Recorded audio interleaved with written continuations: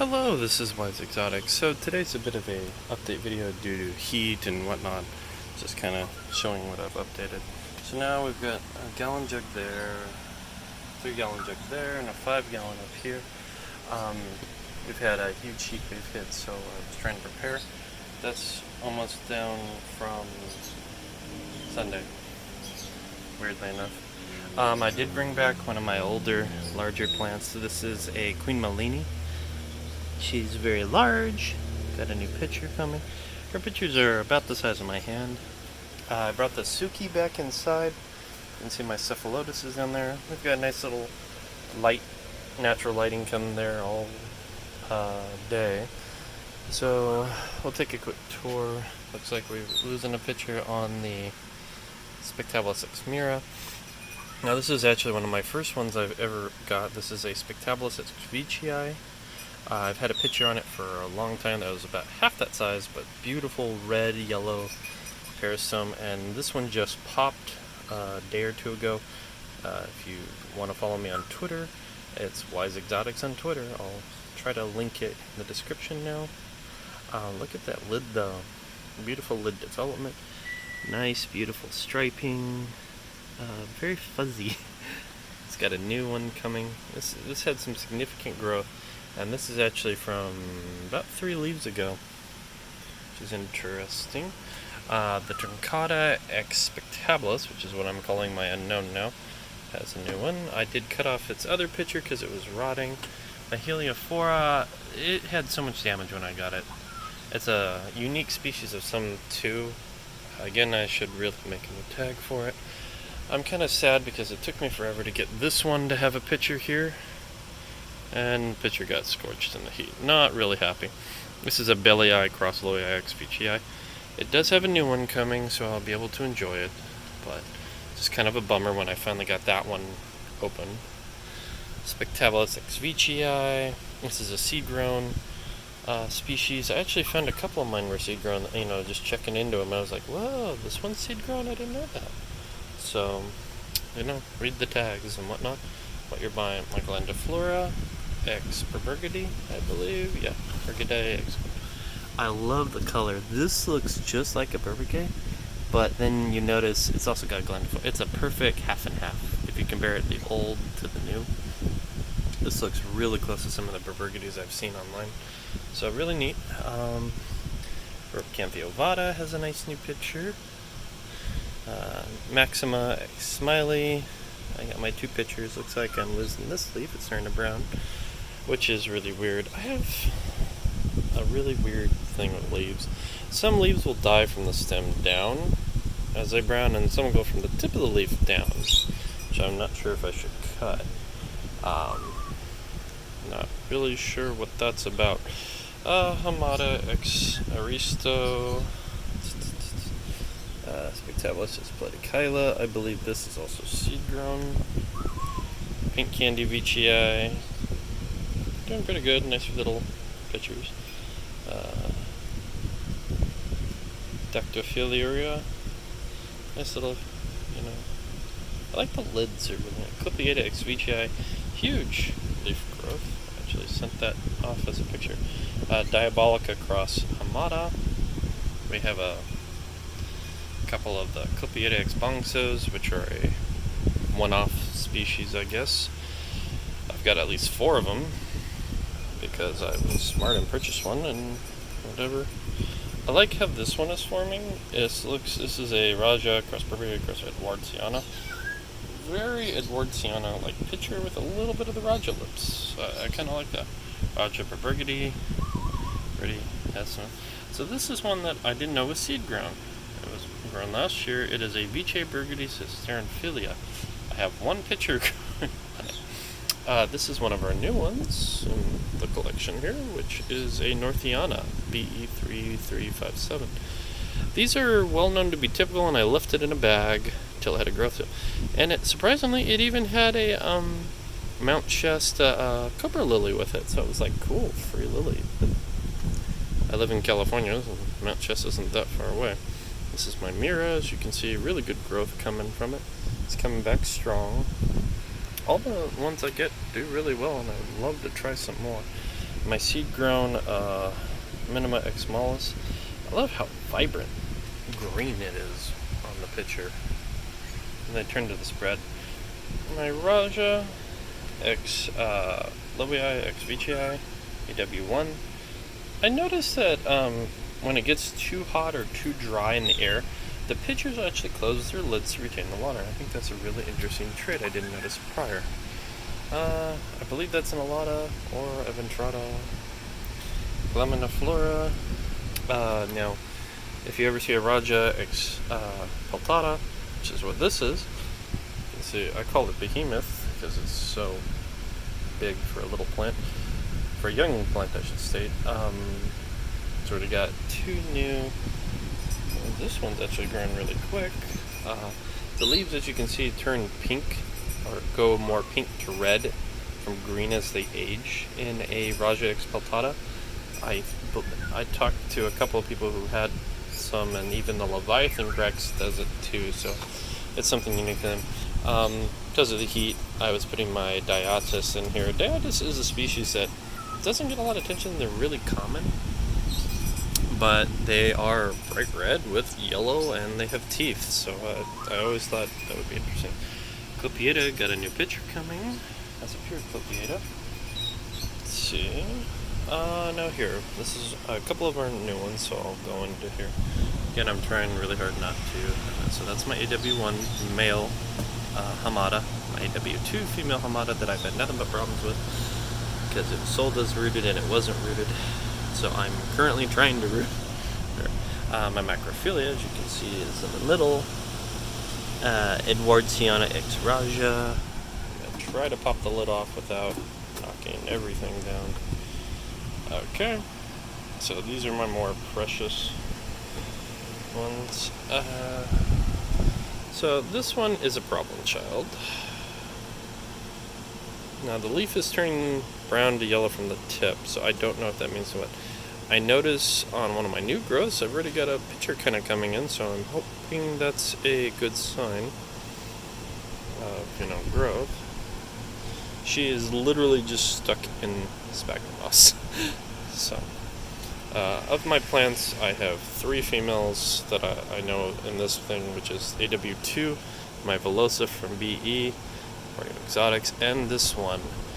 If you know my fascination with Diabolica, yes, I do have a new one. This is an AW4 female confirmed Diabolica. I've been growing it for about 2 weeks. As you can already see, she's already got new growth tip, very healthy leaf. Talking to a lot of people, spotting is actually really common on the Diabolicas. But I got her for an extremely good deal, and I think I was very nice about it.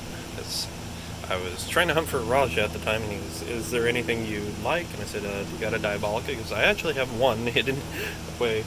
Would you like it? And I went, yes. So that's kind of what I went with. As you can tell from Hamada to Diabolica, they're very similar. The BE Diabolica, let me just put this lid on because I'm paranoid. Ultra highland, I guess that's what you call it, ultra highland chamber, or humidity dome. This is also a fogger / humidifier, ultrasonic humidifier down here. Doing pretty good. I like it because it's got a screen on the front that tells you exactly what I got. It's about 86 right now. 85 since I shut the window screen right here. I was trying to see. Most of these plants have a pretty good range between 80 to 70 as high 80s, low 70s are where it wants to be within the day. If you're new to Nepenthes, that's something that do not let it get lower than 60 ever. I find about 50% humidity is when I will lose a pitcher or two, as you can tell. One way to save pitchers is have humidity domes, or to have these type of seedling trays with eggshell crates in them. You can buy these at Home Depot, Lowe's, Orchard Supply. That should date me. I think they're coming back. Yeah. So, pretty good systems. I also got, what are those? Well, as I go through the fog. These are called water lettuce. I grow them from my turtle. And some McCoy and they enjoy chewing on. I really want to caution people, if you are not experienced or you don't have a way to take care of these plants, get a little grow house or a humidity dome. I really recommend these little humidity domes. I've got a bunch inside for some of my indoor ones that are younglings, and it's been helping them grow and develop pretty well. Inside, if they get large like that, they're usually pretty established and it's really hard to kill them. I have literally left this one outside and grew it in a tree. I've done a lot of things. So the Queen Molini is a pretty durable plant if you just want a potted plant. I actually just gave them all water, so, as you can see. But the trays are draining pretty quickly. We got to 111. I am not stupid, and I brought this inside along with some of these choice ones. That's why the Diotis are no longer in there. So I kept them in there to switch out the more sensitive ones. Clipiata isn't as sensitive as in study because it lives on a mountain that actually gets fairly hot. So that's fine. Peltata, Raja like it more cool. So as you can see, they like it pretty cool, but it hasn't affected growth tip, or you will see these type of caking or waxy substance. Leave that on the plant. Do not wipe that off. That's kind of like their own personal sunblock. It also prevents mold and a bunch of other things. So as you grow, or your plants grow with you, you want to develop it. This is my only entrada. I'm not sure why, but it's super sticky. You can see it's got a bunch of osmocotes inside and some bugs. The next one isn't as large, so I was hoping it would get larger. It might still get larger, but I went from something like this to that big, so it was a huge jump for me on that one. Primarily, these are the prized, or this kind of corner are the more sensitive. Basically, this half on is more sensitive to cold temperature fluctuations, to the super extreme ultra highland that I want to keep. Diabolica is visually something I've seen. When I saw that plant, that was literally the one I knew I wanted to grow. So I've been hunting and trying to experiment, slowly getting more and more sensitive till I could hopefully raise it. And then I've had Hamada of Macrophilia, which is a seed grown. I've got a Velosa. I've got Edwardsiana, Crush Raja in there, and they're all doing really well. I don't let it get above 85, 86 in here. Their humidity is always at 100% roughly because of the humidity dome.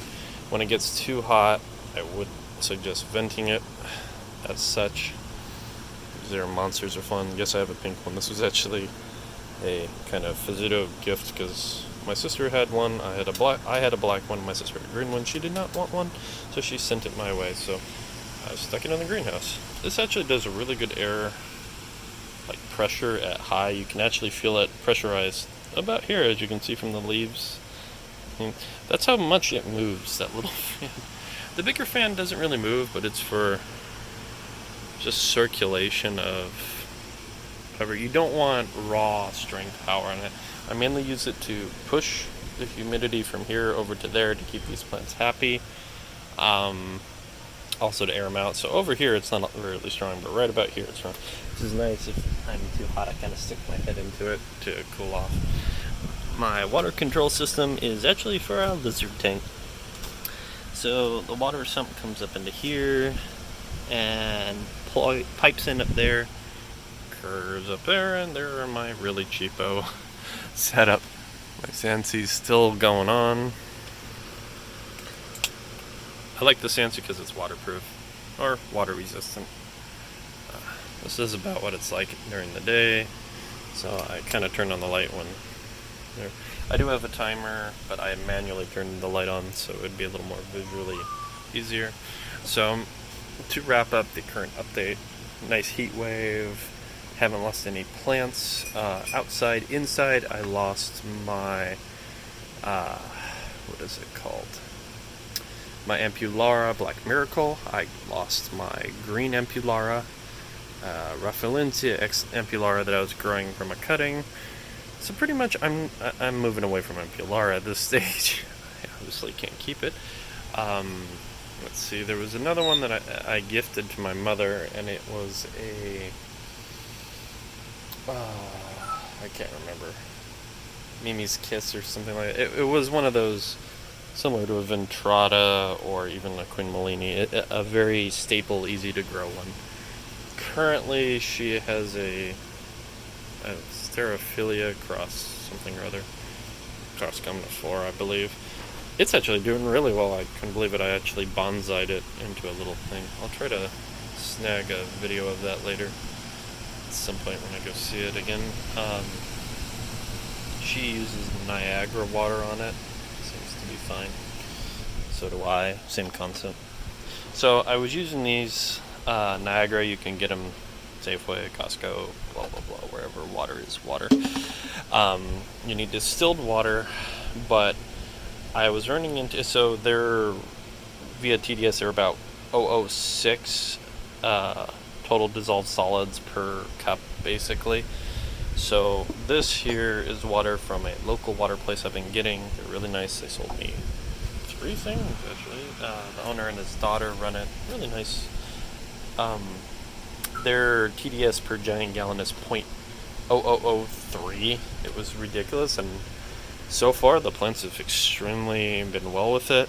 I think it's just because it's cleaner water, there's not as much minerals.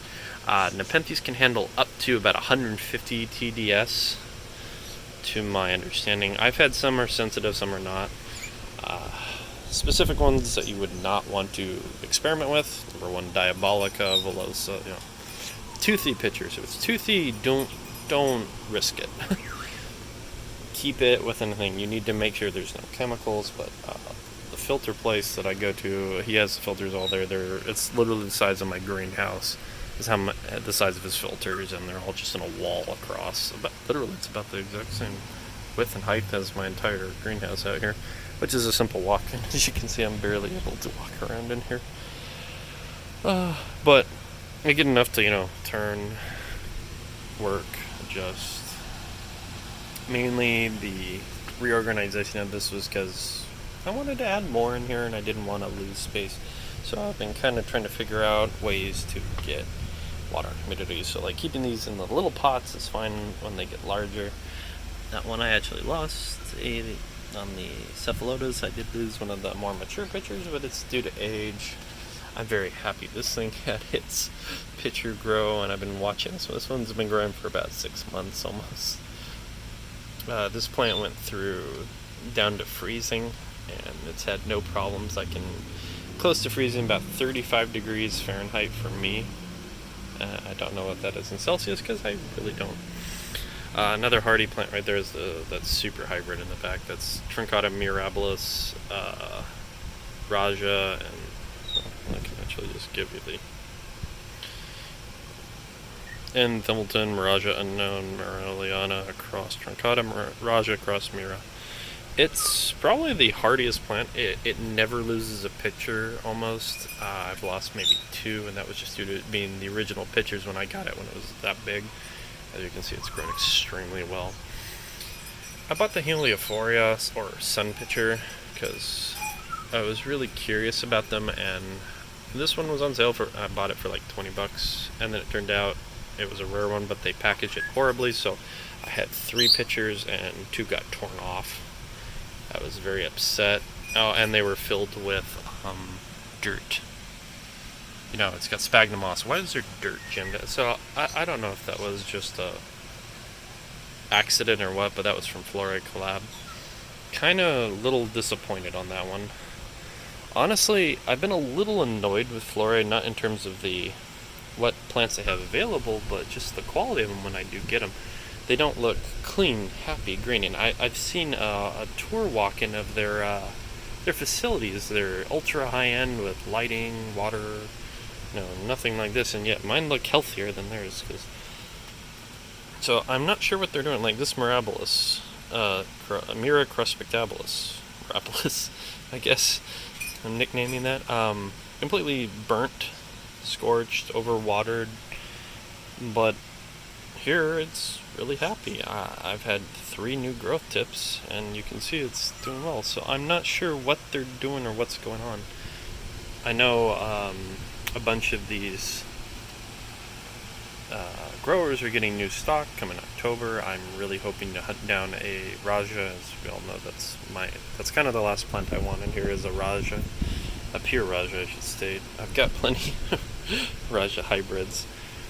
I just love the shape and how it grows with others, how it merges. So having a pure one would really be nice. So to recap, 2 new plants would be my Diabolica. You pray, just wave the crossover, pray it comes back. Our Northiana. Another really sensitive one, so I'm kind of using that as a gauge for if anything goes well. And the little Cobra Lilies. I do have a Mirabilis at Vicii coming in, which I won for $20. I'm looking at another seed grown. It's like a Laminiflora cross Mirabilis. It looked neat, so hopefully I get it. If not, whatever. If I do, I'll post it on Twitter. I mainly post pictures of when plants come in on Twitter. I don't really want to sit here with nothing. I just pulled the Diabolica out of her bag, like similar to this. I'm keeping these in the bag. As you can see, they're nice and open. They're really happy. One of these is my seed-grown Diadis. One is a clone. I kind of just wanted to see how they would compare. Hamadas, if you can just compare the two, they grow about the same visually. There's not much alteration. I've seen quite a few variants in terms of Diabolica, though.